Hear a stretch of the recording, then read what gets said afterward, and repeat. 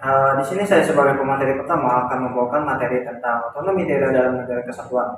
Otonomi daerah dalam konteks negara kesatuan Republik Indonesia merupakan konsep yang mengacu pada pemberian hak, wewenang, dan tanggung jawab untuk mengatur dan mengurus urusan pemerintahan serta kepentingan masyarakat setempat. Konsep ini diatur dalam berbagai undang-undang, terutama Undang-Undang 32 tahun 2004 dan Undang-Undang Nomor 23 tahun 2014 tentang pemerintahan daerah. Otonomi sering diartikan sebagai kebebasan dan kemandirian suatu entitas yang dianggap lebih rendah untuk mengatur dan mengurus urusan pemerintahan sendiri. Sedangkan negara kesatuan dapat diartikan sebagai negara yang memiliki kemerdekaan dan kedaulatan atas suatu daerah atau wilayah yang dikuasai oleh pemerintah pusat. Lanjut ke materi selanjutnya, yaitu konsep otonomi daerah dalam negara kesatuan. Otonomi daerah dalam konsep negara kesatuan yaitu memiliki konsep politik di mana apa yang disebutkan oleh Kosoe Mahatmaja dan Miftah Toha dari berbagai definisi yang ada dapat disimpulkan bahwasannya otonomi terikat dengan kebebasan dan kemandirian. Suatu entitas dapat dianggap otonom jika mampu menentukan nasibnya sendiri serta membuat hukum untuk mengatur dirinya dan beroperasi atas kewenangan dan inisiatifnya sendiri. Dalam komunikasi antara pemerintah pusat dan pemerintah daerah itu sangat penting karena seringkali pemerintah daerah itu sering memperjuangkan otonom, sedangkan pemerintah pusat seringkali mempertahankan kontrol. Dan bentuk atau suatu negara ada dua, yaitu ada negara federasi atau serikat dan negara kesatuannya, itu unitaris. Di sini saya akan menjelaskan tentang bentuk negara unitaris atau negara kesatuan. Bentuk negara kesatuan dalam asas unitarisme adalah suatu bentuk negara yang sangat kokoh dan kuat, yang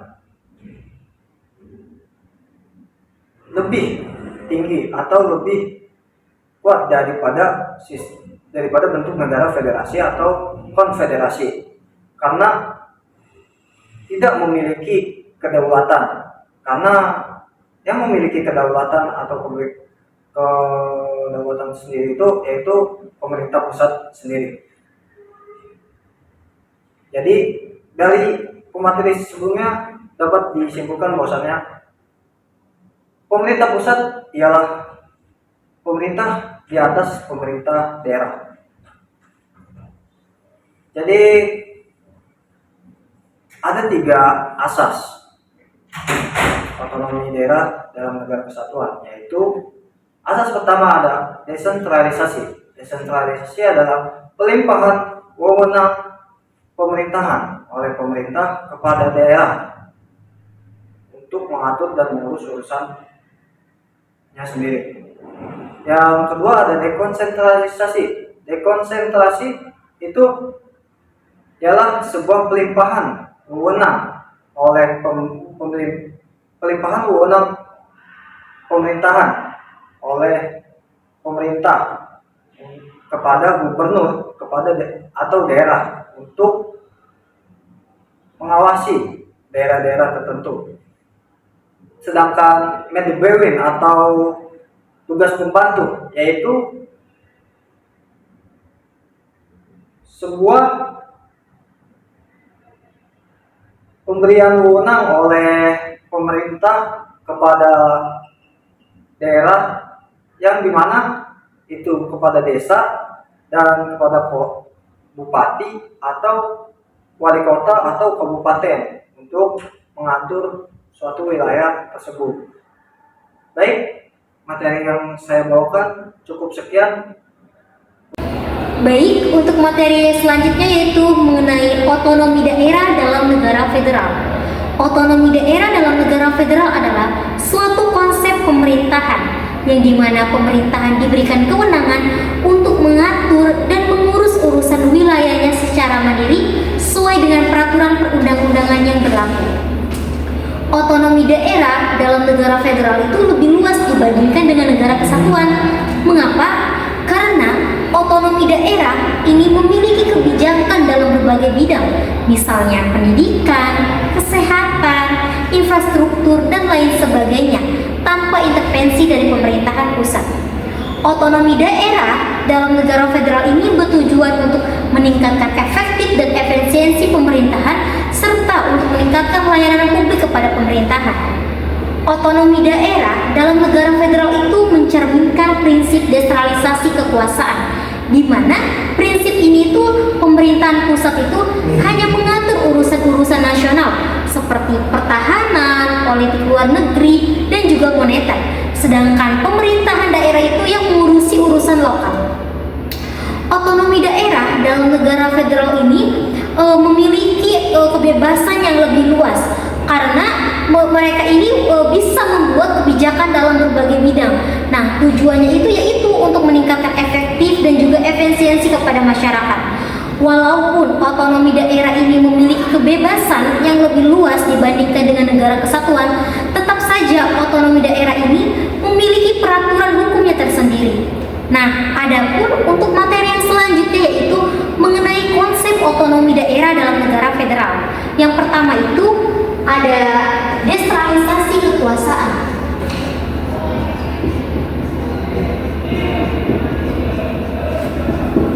Kekuasaan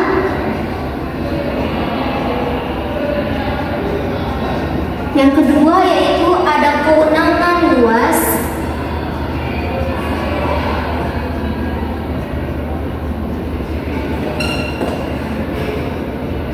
Yang ketiga yaitu ada peraturan hukum.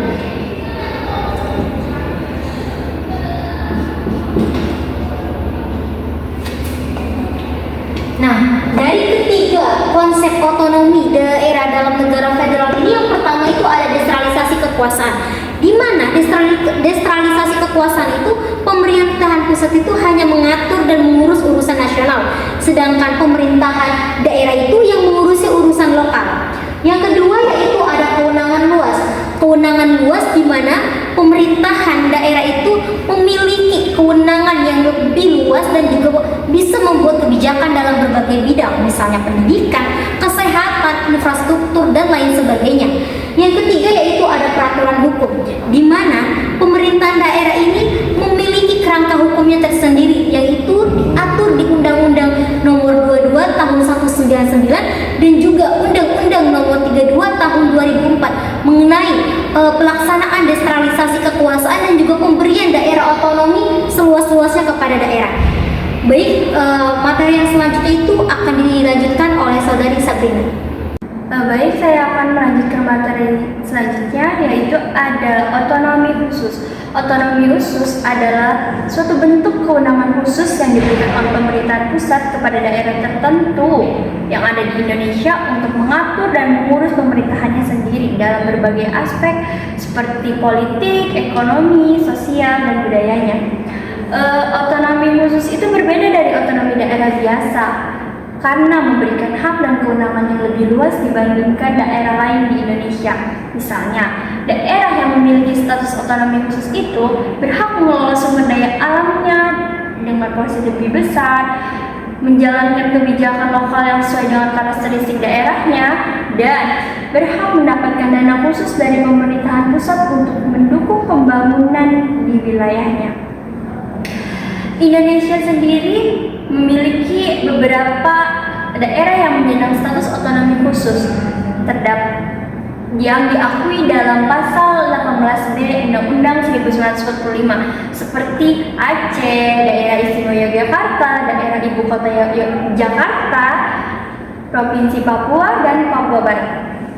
Penerapan otonomi khusus sendiri bertujuan untuk menjaga persatuan dalam negara kesatuan Republik Indonesia sambil tetap menghormati dan mengakomodasi keistimewaan di daerah-daerah tertentu. Terus, Otonomi khusus itu diberikan sebagai bentuk pengakuan terhadap keunikan sejarah, sosial, dan budaya daerah-daerah tertentu, serta ada aspek historisnya. Seperti daerah Aceh, Aceh berhak menerapkan hukum syariat Islam. Terus di Yogyakarta juga sistem pemerintahannya berbasis kesultanan. Terus di Papua juga ada Majelis Rakyat Papua.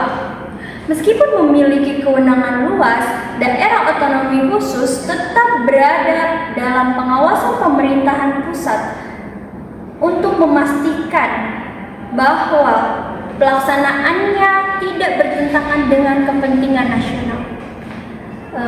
Sekian dari saya. Wassalamualaikum warahmatullahi wabarakatuh.